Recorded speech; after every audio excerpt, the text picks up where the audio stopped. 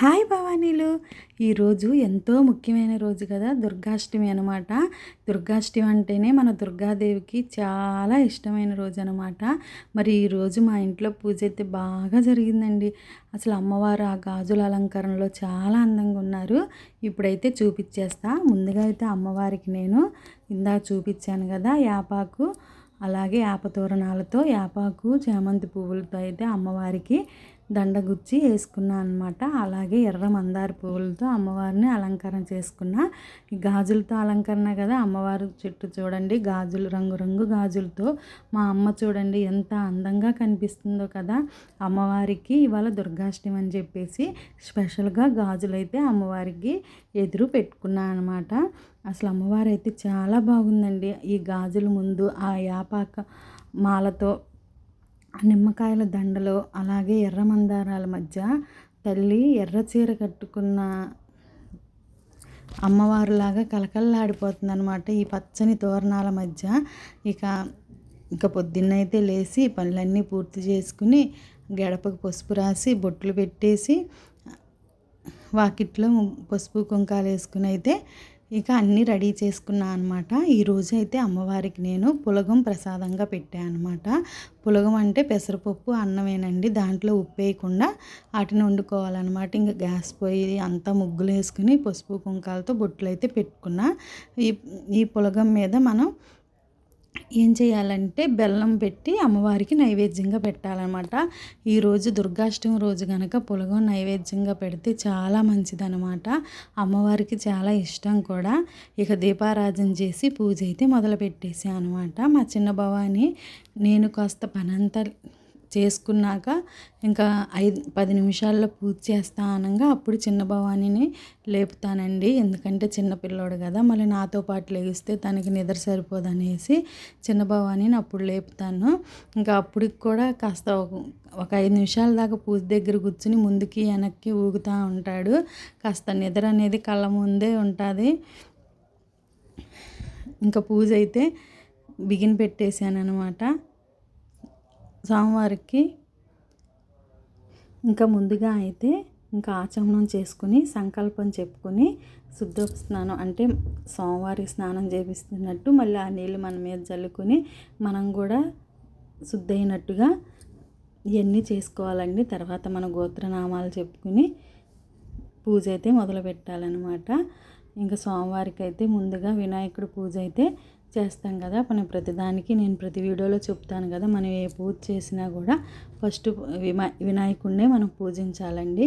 నా వీడియోని స్కిప్ చేయకుండా చివరి దాకా చూడండి, చాలా బాగా వచ్చింది. అమ్మవారికి అభిషేకాలు ఏంటి, యాపాకుతో అమ్మవారికి పాన్ పేసినట్టుగా అమ్మవారిని ఆ ఉయ్యాల్లో వేసి అదే ఊపటం కాడ నుంచి అమ్మవారికి అష్టోత్తరం కాడ నుంచి ఎర్రమందార పూలతో అసలు పూజ అయితే చాలా బ్రహ్మాండంగా వచ్చిందండి.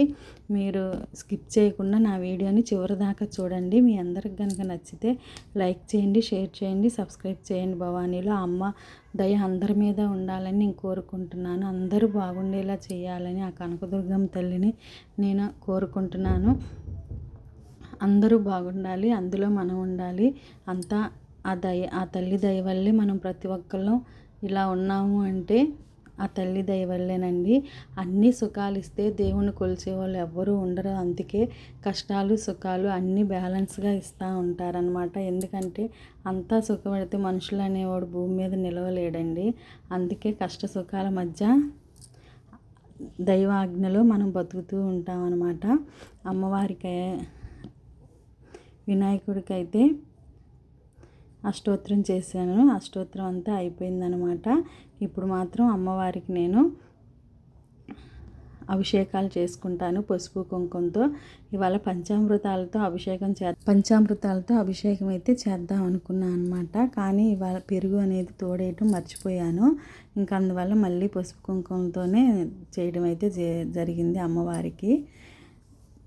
చూడండి, అమ్మవారి అభిషేకం చూసి అందరూ తరించండి. ప్రతి ఒక్కరికి అభిషేకం చూసిన ప్రతి ఒక్కరికి అమ్మవారు మంచి జరిగేలా చేయాలని చెప్పేసి నేనైతే కోరుకుంటున్నాను అనమాట. ముందుగా అయితే ముందు అమ్మవారిని నీళ్ళతో అభిషేకం చేసుకోవాలి. ఇక ఆ తర్వాత పసుపు, ఆవు పాలు ఉంటే ఆవు పాలు కూడా పోసుకోవచ్చు అనమాట. నేను విజయదశమి రోజు పంచామృతాలతో అమ్మవారికి అభిషేకం చేస్తాను. ఆ రోజు చూడండి, ఆ రోజు పూజ అయితే చాలా బ్రహ్మాండంగా వస్తుంది. అదీ కాక నా దీక్ష కూడా ఆ రోజుతో 11 రోజులు అయిపోతాయి కాబట్టి, చివరి రోజు కాబట్టి ఆ అమ్మవారికి చాలా చేయాల్సింది ఉందన్నమాట. ఇంకా ఇప్పుడు కుంకుమతో అభిషేకం, పసుపు అయిపోయింది కదా, పసుపుతో చేసినాక మళ్ళీ కొంచెం వాటర్ పోసి మళ్ళీ కుంకుమతో అయితే అభిషేకం చేసుకోవాలి అమ్మవారికి. పసుపు కుంకుమాభిషేకాల్లో అమ్మవారు చాలా బాగుంటుందండి. ఎంత అంటే అమ్మవారిని వర్ణించడానికి అనేది మనకు ఉండదనమాట. తర్వాత అమ్మవారికి ఉయ్యాల అంటే యాపాకుని పక్కగా పరిచి చక్కగా ఉయ్యాలలో చిన్ని పాపలా చేసి ఆ అమ్మవారిని ఉయ్యాలు ఊపుతుంటే అసలు చాలా బాగా వచ్చిందండి.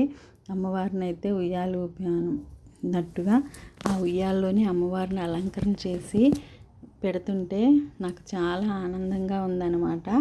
అసలు చిన్న పాపలా ఉయ్యాలు ఊపుతున్నట్టు రోజు చక్కగా అందులో యాపాకేసి అమ్మవారిని అందులో అలంకరించుకుని చిన్న ముత్యాల దండేసి అమ్మవారికి అష్టోత్తరాలతో పువ్వులతో, ఈరోజు దుర్గాష్టమి కదా, ఎర్ర పువ్వులు అంటే రెడ్ కలర్ పువ్వులతో అమ్మవారిని పూజిస్తే ఇష్టం అనమాట. ఊరినే అమ్మవారికి అయితే చామంతి పువ్వుని పెట్టాను, కానీ అష్టోత్తరానికి మాత్రం రెడ్ కలర్ పువ్వులే ఉపయోగించాను అనమాట. చాలా బాగా వచ్చిందండి పూజ అయితే, ఎంత బాగా వచ్చింది. అమ్మవారిని ఉయ్యాలైతే ఊపుతున్నాను ఇలా అష్టోత్తరాలతో రెడ్ ఫ్లవర్స్తో. మా చిన్న భవాని చాలా చక్కగా అమరుస్తారనమాట. అసలు చాలా చక్కగా పెడతాడు. నేను చదువుతుంటే మా చిన్న భవాని నీట్గా పెడతారనమాట. ఇంకా పువ్వులు కొన్ని మిగిలితే నేను శ్రీమాత్రే నమః అనుకుంటా పువ్వులైతే సెట్ చేస్తున్నాను. ఒక్కసారి ఆ భవానీకి, మా చిట్టి భవానీకి, ఉయ్యాలూగే భవానీకి అందరూ నమస్కారం చేసుకోండి. ఆ తల్లి దయ వల్ల అందరినీ చల్లగా చూడాలని చెప్పి నేనైతే కోరుకుంటున్నాను.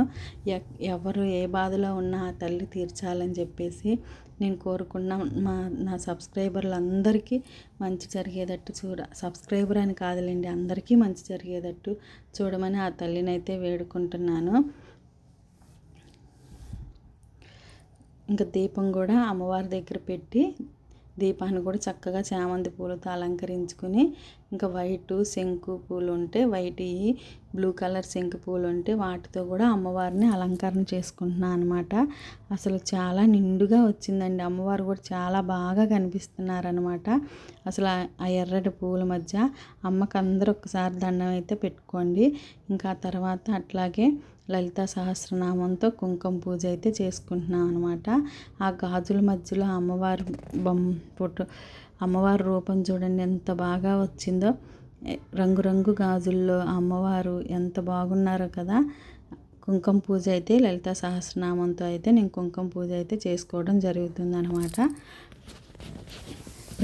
ఈ 11 రోజులు చక్కగా లలితా సహస్రనామంతో కుంకుమ పూజ అయితే చేశానండి. ఈరోజు మాత్రం నేనే చేశాను కుంకుమ పూజ. ప్రతిరోజు చిన్న భవానీ చేస్తాడు కుంకుమ పూజ. నేను లలితా సహస్రనామం చేస్తుంటే చిన్న భవానీయే కుంకుమతో పూజ చేస్తూ ఉంటాడు. ఈరోజు మాత్రం నేనే చేశాను. ఇవాళ దుర్గాష్టమి అని చెప్పేసి నేనే కుంకుమ పూజ అయితే చేయటం జరిగింది. ఇక లలితా సహస్రనామం చదువుతా కుంకుమ పూజ చేసుకుని ఆ అమ్మవారి దయ అందరి మీద ఉండాలని చెప్పేసి నేను కోరుకుంటున్నా. ఇంకా పూజ అంతా అయితే కంప్లీట్ అయిపోయాక అమ్మవారికి ధూపం అయితే, నైవేద్యం, అలాగే తాంబూలం అన్నీ సమర్పించి అమ్మవారికి నైవేద్యం అయితే నివేదన చేస్తున్నాను అనమాట. ఇవన్నీ చేసి కొబ్బరికాయ, నేను ఏదో ఒకటి అది అన్నట్టు ఒక్కొక్క రోజు మర్చిపోతూ ఉంటా. కొబ్బరికాయ కొట్టడం మర్చిపోయా, ఇక మళ్ళీ కొట్టానులేండి తర్వాత.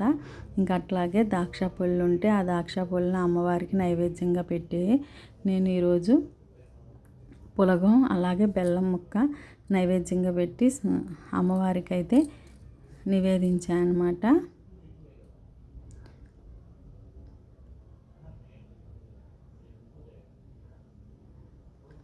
తల్లి చల్లగా చూడమ్మా అందరినీ, మా ఇంటి పైన ఒక కన్నేసి ఉంచమ్మ, నా పిల్లల్ని, భర్తని, అందరినీ ఆయుర ఆరోగ్యాలతో సుఖ సంపదలతో తులతూగేలా చేయమని చెప్పి ఆ అమ్మని కోరుకుంటున్నా. మా పిల్లలకి మంచి జ్ఞానాన్ని ప్రసాదించి వాళ్ళ కాళ్ళ మీద వాళ్ళు నిలబడే విధంగా వాళ్ళని పైకి తీసుకురమ్మని ఆ అమ్మను కోరుకుంటున్నానండి. ఆ అమ్మవారికి ధూపం అసలు ఎంత బాగా ఇవాళ ధూపం అయితే అమ్మకి ఎంత బాగా వచ్చిందంటే అంత బాగా వచ్చింది. అసలు ధూపంలో మధ్యలో అమ్మ ఎంత బాగుందంటే అంత బాగుందనమాట. సాంబ్రాణి ధూపం, అసలు ధూపం అంటే అమ్మవారికి గుగ్గిల సాంబ్రాణి వేసిన ధూపం అంటే చాలా ఇష్టం అనమాట. చాలా బాగా వచ్చింది.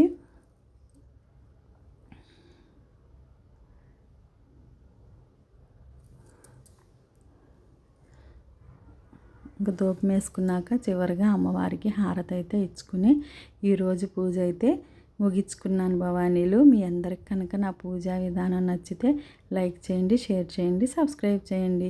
సర్వమంగళ మాంగళ్యే సర్వే సర్వార్థ సాధకే శరణ్యే త్రయంబకి దేవి నారాయణి నమోస్తుతే.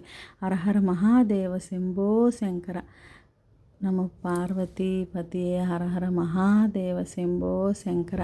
హారతి అమ్మవారికి అద్ది నేను కూడా నా మాలకు అద్దుకుని ఈరోజు పూజ అయితే ఇలా జరిగిందనమాట.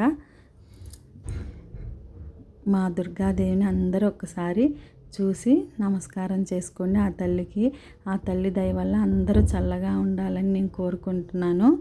అందరూ ఒక్కసారి అమ్మవారిని అయితే దండం పెట్టుకోండి భవానీలు.